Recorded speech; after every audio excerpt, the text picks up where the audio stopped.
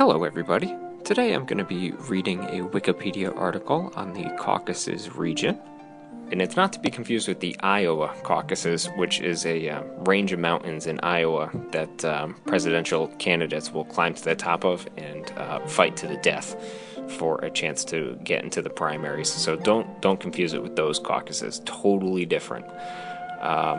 Okay, so the Caucasus, or Caucasia. It's a region at the border of Europe and Asia, situated between the Black and Caspian Seas. It is home to the Caucasus Mountains, which contains Europe's highest mountain, Mount Elbrus, at almost 19,000 feet, well, not 500 feet off. Politically, the Caucasus region is separated between northern and southern parts, and the southern parts consist of independent sovereign states, and the northern parts are under the jurisdiction of the Russian Federation. The region is known for its linguistic diversity, and aside from Indo-European and Turkic languages, we have the Kartvelian language, we have Northwest Caucasian, which I think is what they speak in Seattle, and Northeast Caucasian, which is what they speak in Massachusetts, and these families are indigenous to the area.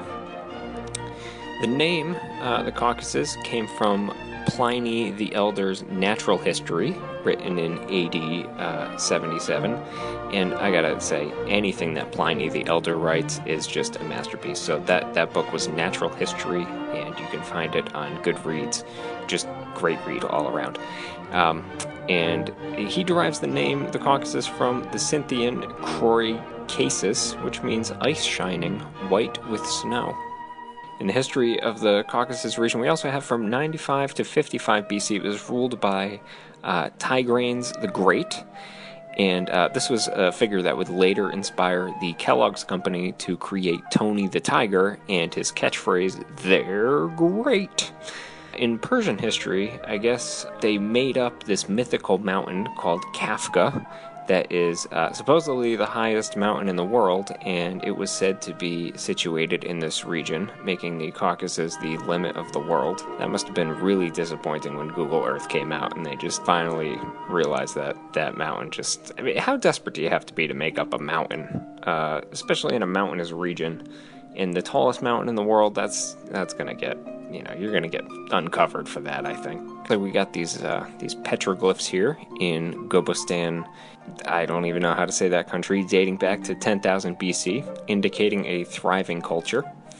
And you can see clearly here that the Caucasus region was inhabited by people with tentacles for legs, and they obviously had a very thriving culture. By the time of the 1st century, Zoroastrianism had become the dominant religion in the region. That religion is still very popular today with girls on OkCupid. This another event that many people have heard of. This is where Zeus tied Prometheus to the side of a mountain so that his liver could be cut open and eaten every day by an eagle. And that is primarily the reason that liver remains such a popular dish in this region. Lots of wildlife. There's over 70 species of forest snails in the region, so if you're really interested in forest snails. And they also have some other interesting animals. The Caucasian parsley frog, which is just an excellent addition to any Italian dish. And we also have the Robert's snow vole. And, of course, that was named after the very famous Robert, the man who discovered the snow vole. I think that about covers everything in the Caucasus Wikipedia article. Obviously a very interesting region. And join me next time when I read another Wikipedia article.